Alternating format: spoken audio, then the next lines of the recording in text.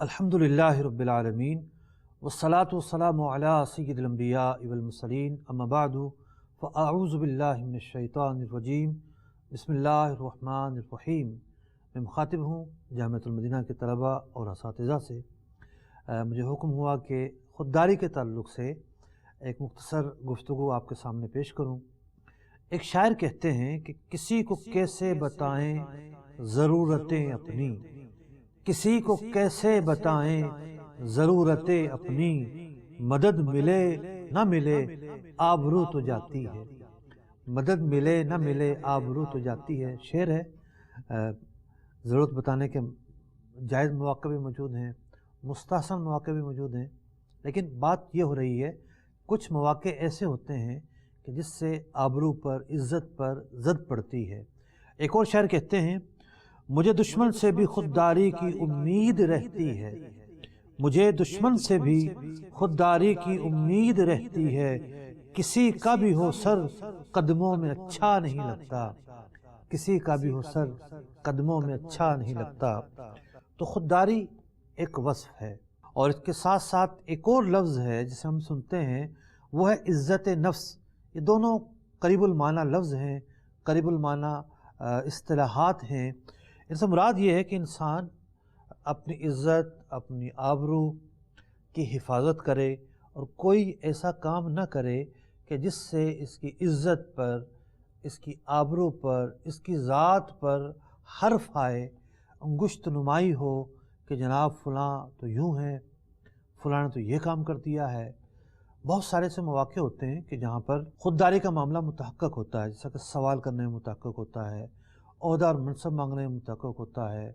असातिज़ा हैं तो बाद असातिज़ा जो हैं वो जिस तरह वो चाहते हैं कि नरम नरम ही खाते रहें, सख्त ना खाएं, आसान आसान पीरियड हमें ले लें, हमें मिल जाएं, तो वो जनाब चाहेंगे जी सारे हमें दे दो। हालांकि बैलेंस के साथ चलना चाहिए।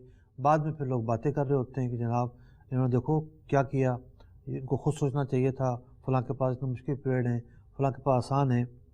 उलमा ने इस पर तफसील से गुफ्तगू की कि ख़ुददारी और गुरूर में क्या फ़र्क है। बाद उलमा ने लिखा कि ख़ुददारी गुरूर से अलग चीज़ है। ख़ुददारी के अंदर बंदा अपने आप को बचाता है और अपनी इज़्ज़त की हिफाजत करता है, जबकि गुरूर के अंदर बंदा जहाँ नहीं होता उससे बढ़कर अपने आप को सोचता है, अपने आप को रखता है, बसा औक़ात दूसरों को हक़ीर समझता है। तो यूँ गुरूर और ख़ुददारी अलग अलग माना पर मुश्तमिल लफ्ज़ हैं। बाद उलमा ने लिखा कि ख़ुददारी की अहमियत का अंदाज़ा इस बात से लगाया जा सकता है कि शरीयत मुत्तहरा में सफ़ाई सुथराई की बड़ी अहमियत है, और उसकी एक वजह यह है कि गंदे रहेंगे, बू आएगी, लोग घिन खाएंगे, इससे इज़्ज़त पर हर्फ आएगा। तो इसलिए सफ़ाई को जो है निस्फ़ ईमान करार दिया गया, सफ़ाई सुथराई की अहमियत बयान की गई। एक हदीस मुबारक में आता है कि नबी अकरम अलैहिस्सलाम की खिदमत में एक शख्स हाज़िर होता है। उसने बहुत कम हैसियत के कपड़े पहने हुए थे। नबी अकरम अलैहिस्सलाम ने इरशाद फरमाया, उससे पूछा क्या तुम्हारे पास माल है? उन्होंने अर्ज़ किया, जी हाँ या रसूलल्लाह सल्लल्लाहु अलैहि वसल्लम, मेरे पास ऊँट, बकरी, घोड़े सब कुछ है। तो आप अलैहिस्सलाम ने इरशाद फरमाया कि जब खुदा ने तुमको माल दिया है तो खुदा के फ़ज़ल और एहसान का जो असर है वो तुम पर ज़ाहिर होना चाहिए। यानी ख़ुददारी जो है वो तवाज़ो और तकब्बुर के दरमियान का भी रास्ता बाद उलमा ने करार दिया कि इतना भी बंदा न गिर जाए तवाज़ो के अंदर कि जिससे इज़्ज़त पर हर्फ आए और इंसान अपने आप को तज़ल्ज़ुल पर पेश करे। कुछ इस तरह के वाक़यात राह इल्म जो किताब है, तालिबुल मुतअल्लिम का तर्जुमा है, मैंने इसका तर्जुमा कोई 1999 में शायद किया हो, और 2001 या 2 से मकतबतुल मदीना से छप रही है। इसके अंदर ख़ुददारी के ताल्लुक़ से बहुत सारे वाक़यात लिखे हुए हैं, जैसा कि गिरी पड़ी चीज़ें ना उठाई जाएँ, गिरी पड़ी जो चीज़ें उठाना है और उठाकर खाना है, ये ख़ुददारी के ख़िलाफ़ है, इज़्ज़त नफ्स के ख़िलाफ़ है। तो ख़ुद को तज़ल्ज़ुल पर पेश करना इसकी इजाज़त नहीं है। अब अरबी के अंदर ख़ुददारी के लिए क्या लफ्ज़ इस्तेमाल होता है? तो उर्दू का लफ्ज़ है। इज़्ज़त नफ्स भी उर्दू का लफ्ज़ है। उसको अंग्रेज़ी में आप सेल्फ़ कॉन्फिडेंस कहें या सेल्फ़ रिस्पेक्ट कहें, करीबुल माना है तकरीबन। عربی میں جہاں تک میں پہنچ پایا ہوں، مروت کا جو لفظ ہے وہ اس کا ایک متبادل لفظ ہے۔ اب مروت کسے کہتے ہیں؟ امام ماوردی رحمۃ اللہ تعالی علیہ لکھتے ہیں، اور امام ماوردی رحمۃ اللہ تعالی کے متعلق بتاتا چلوں، ان کی بڑی مشہور و معروف کتاب ہے ادب الدین والدنیا۔ اگر آپ تصوف کو بہت آسان انداز میں سیکھنا چاہتے ہیں تو احیاء العلوم جیسی جو کتابیں ہیں، اس میں دیگر ابحاث بھی ہیں فلسفے وغیرہ کی، لیکن امام ماوردی رحمۃ اللہ تعالی کی جو یہ کتاب ہے ادب الدین والدنیا، ایک الگ رنگ پر ہے اور یہ ماخذ کتاب ہے۔ آپ 5ویں صدی کے بزرگ ہیں۔ آپ فرماتے ہیں المروءۃ مراعۃ الاحوال الی ان تکون علی افضلھا، کہ بندے کے احوال ہوتے ہیں نا مختلف، بندہ بیٹھا ہے، کھڑا ہے، ایک حیثیت میں وہ طالب علم ہے، ایک حیثیت میں وہ استاد ہے، ایک حیثیت میں باپ ہوگا، بیٹا ہوگا، بائے ہوگا، مشتری ہوگا۔ ہر کیفیت کے تعلق سے جو اسے کرنا چاہیے وہ مروت کہلاتا ہے۔ ایک تو یہ نا کہ بھئی کرنا چاہیے اور افضل یہ ہے، وہ مروت ہے، اور اگر اس کا اتنا خلاف کریں کہ بالکل لیول سے بندہ گر جائے تو یہ پھر خودداری کے خلاف معاملہ کہلائے گا۔ فرمایا حتی لا یظہر منہا قبیح عن قصد، کسی بھی کیفیت اور حال میں کوئی ایسی بات ظاہر نہیں ہونی چاہیے جسے بری بات کہا جائے، ولا یتوجہ الیہا ذم باستحقاق، اور ایسا نہ ہو کہ اس کی طرف مذمت منسوب کی جائے کہ جناب بڑا ہی غلط کام کیا ہے، بڑا ہی گندا انداز تھا، بڑا ہی غلط جو ہے وہ طریقہ کار تھا۔ امام کفی رحمۃ اللہ تعالی علیہ، اور میں بیان کرتا چلوں کہ امام کفی رحمۃ اللہ تعالی علیہ حنفی بزرگ ہیں، ان کی کتاب ہے کلیات، اصطلاحات پر بڑی ہی معروف کتاب ہے۔ اصطلاحات پر عام طور پر شریف جوجانی کی کتاب پڑھی جاتی ہے، اور اس کتاب کو طلبہ جانتے ہیں، تعریفات وغیرہ، لیکن کلیات بہت شاندار کتاب ہے۔ اسی طریقے سے ایک اور کتاب ہے علامہ عبدالرؤف مناوی رحمۃ اللہ تعالی علیہ کی ایک کتاب ہے، تو یہ بڑی اہم کتابیں ہیں۔ تو امام کفوی رحمۃ اللہ تعالی علیہ نے کلیات میں لکھا المروءۃ ہی الانسانیہ، کہ انسانیت کا دوسرا نام مروت ہے۔ اور امام جرجانی لکھتے ہیں ہی قوۃ للنفس مبدأ لصدور الافعال الجمیلہ عنہا، کہ مروت ایک ایسی قوت ہے کہ جب یہ قوت آتی ہے تو انسان سے اچھے افعال صادر ہوتے ہیں، قابل مذمت افعال صادر نہیں ہوتے۔ المستبعۃ للمدح شرعا وعقلا وعرفا، کہ وہ جو کام ہوتے ہیں مدح اس کے ساتھ وابستہ رہتی ہے، شرعاً قابل مدح ہوتے ہیں، عقلاً قابل مدح ہوتے ہیں، عرفاً قابل مدح ہوتے ہیں۔ ایک اور بزرگ رحمۃ اللہ تعالی علیہ امام ابو حاتم فرماتے ہیں کہ اختلفت الفاظہم فی کیفیت المروءۃ، جو مروت کی کیفیت ہے اور کس طرح ہوتی ہے کس طرح نہیں ہوتی، علماء نے مختلف انداز میں مختلف الفاظوں کے ساتھ اس کی تعریف کی ہے۔ ما قالوا قریبۃ بعضها من بعض، اور تقریباً ملتی جلتی تعریفات ہیں، اکثر من 20 سے زیادہ الفاظوں اور 20 سے زیادہ انداز کے ساتھ تعریف بیان کی گئی۔ پھر فرماتے ہیں والمروءۃ عندی، میرے نزدیک مروت کیا ہے؟ خصلتان، 2 چیزوں کا مجموعہ ہے۔ اجتناب ما یکرہ اللہ والمسلمون، کہ اللہ تعالیٰ یعنی شریعت مطہرہ اور مسلمان جس چیز کو ناپسند کرتے ہوں ان چیزوں سے اجتناب کیا جائے۔ من الفعال، جو بھی کرنے کے کام ہیں اللہ تعالیٰ کو ناپسند ہیں، لوگوں کو ناپسند ہیں، اس سے اجتناب کیا جائے۔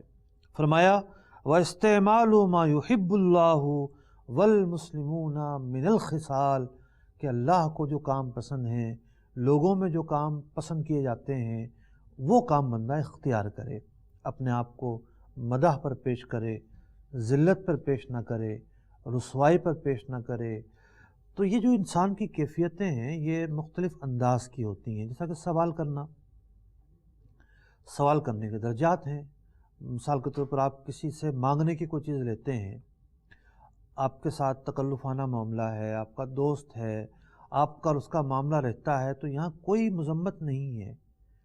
لیکن اگر آپ کسی ایسے سے مانگتے ہیں جس کا کوئی آپ سے تعلق نہیں ہے اور یوں آپ کو دیکھے گا آنکھیں پھاڑ کر یہ کیا کر رہا ہے، کیوں آیا ہے، کیا چاہتا ہے، اس کا مقصد کیا ہے، تو یہ جو ہے وہ خودداری کے خلاف ہے. اسی طریقے سے قرض مانگنا ہے. قرض مانگنے کی بھی نوعیتیں ہیں کہ انسان کسی سے اتنا تکلفانہ معاملہ ہے اور لین دین رہتا ہے، اس سے مانگنے میں ایک الگ معاملہ ہے. لیکن اگر وہ کسی ایسے سے مانگے گا آ کر کہ جس کے ساتھ مانگنا جو ہے وہ اس کی کوئی پریکٹس ہی نہیں رہی ہے، تو پھر ایک خودداری کے خلاف معاملہ کہلائے گا. اچھا، اساتذہ کرام ہیں، مجلس سے قرض مانگتے ہیں تو بالکل ٹھیک ہے، کیونکہ شعبہ جاتی طور پر انہیں ایک آپشن دیا گیا ہے، ایک ونڈو دی گئی ہے کہ آپ کو اگر قرض چاہیے. اب مجلس کے قانون بدلتے رہتے ہیں، مجھے اندازہ نہیں ہے کہ فی الوقت قرض کا جو یہ نظام ہے رائج ہے یا نہیں ہے. بالفعل رائج ہو تو اب وہ اگر اپنی مجلس سے درخواست کرتے ہیں تو وہ تو ایک ونڈو ہے اور ایک سسٹم ہے، وہ اس کو فالو کرتے ہیں. یہاں یہ نہیں کہا جائے گا کہ جی بالکل ہی خودداری کے خلاف کام کیا ہے. تو کیفیات ہوتی ہیں، احوال کا جو علم ہے، احوال کو پہچاننے کا علم کہ اس وقت میری کیا کیفیت ہے، مقتضائے حال کیا ہے اور مجھے کیا انداز اپنانا چاہیے. کبھی خودداری خاموش رہنے میں ہوگی، کبھی خودداری بولنے میں ہوگی، کبھی خودداری اجتناب کرنے میں ہوگی، کبھی خودداری خرچ کرنے میں ہوگی. تو خودداری کسی ایک چیز کا نام نہیں، کسی ایک کیفیت کا نام نہیں. خودداری نام ہے احوال کو پہچان کر اس کے مطابق خود کو ڈھالنے کا. تو جو بندہ اپنے آپ کی پہچان نہیں رکھتا، اپنے آپ کو نہیں پہچان سکتا، مقتضائے حال کو نہیں سمجھ سکتا، تو ایک عام آدمی نہ سمجھ سکتا ہو تو اس سے تو بعید نہیں ہے. ایسے افعال اس سے تو صادر ہوتے رہتے ہیں. لیکن جس کے دل و دماغ کو اللہ تعالیٰ نے علم سے روشن کیا ہے، علم پڑھنا جس کا مقدر بنا ہے، تو اس کو تو یعنی کہ اپنے آپ کو اونچا کرنا چاہیے. جتنا زیادہ اونچا کر سکے اتنا ہی زیادہ بہتر ہے. نبی اکرم علیہ الصلوۃ والسلام نے ارشاد فرمایا، ان اللہ عز و جل کریم، اللہ تبارک و تعالیٰ کریم ہے، مہربان ہے. یحب الکرماء، اور ایسے بندوں سے محبت کرتا ہے جو کریم ہوتے ہیں.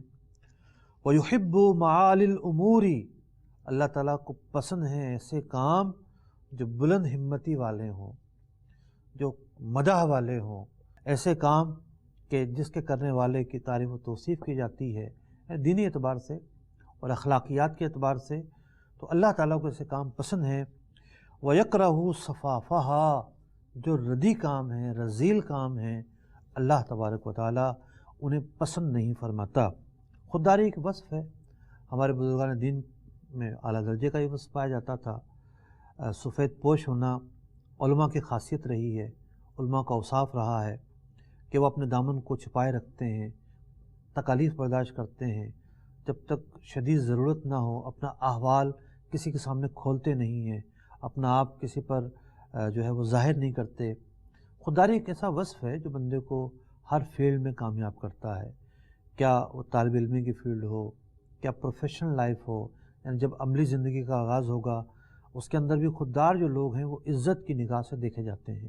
اللہ تبارک و تعالیٰ سے دعا ہے ہمیں خوددار بنائے، عزت نفس کی حفاظت کرنے کی توفیق عطا فرمائے، ایسے ہر اس کام سے بچائے کہ جس میں ذلت پائی جاتی ہے، اپنے آپ کو ذلت پر پیش کرنے سے بچائے. اللہ تبارک و تعالیٰ ہمیں اس کیفیت، اس حال سے بچائے کہ ایسا مشکل وقت آئے کہ ہم ذلت کے راستے پر نکلیں، ذلت پر خود کو پیش کریں.